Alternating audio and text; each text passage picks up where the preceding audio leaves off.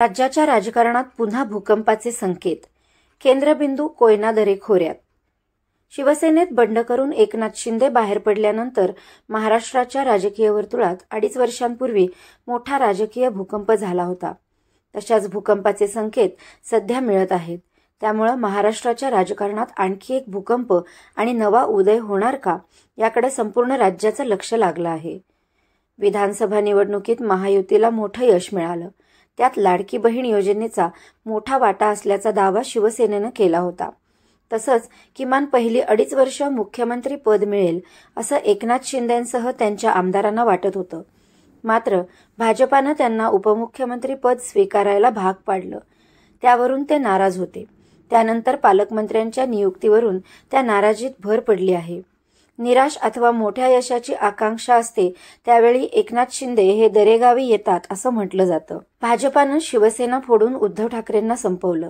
आता एकनाथ शिंदेंना संपवून नवा उदय होणार असल्याचं खळबळजनक वक्तव्य काँग्रेसचे नेते विजय वडेट्टीवार यांनी केलं आहे.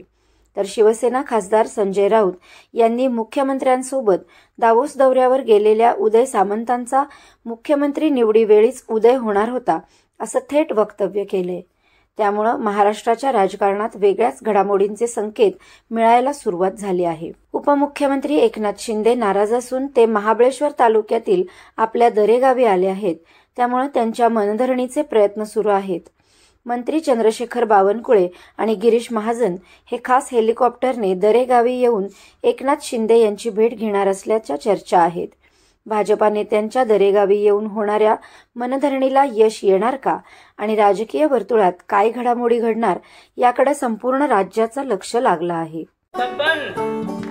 आपको कलेक्टर साहिबा के हाथों से इनामी घर मिल रहा है.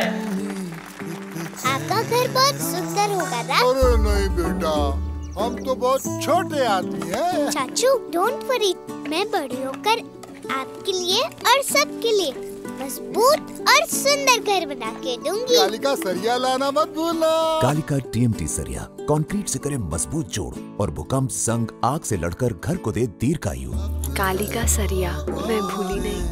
बेटिया आप कलेक्टर।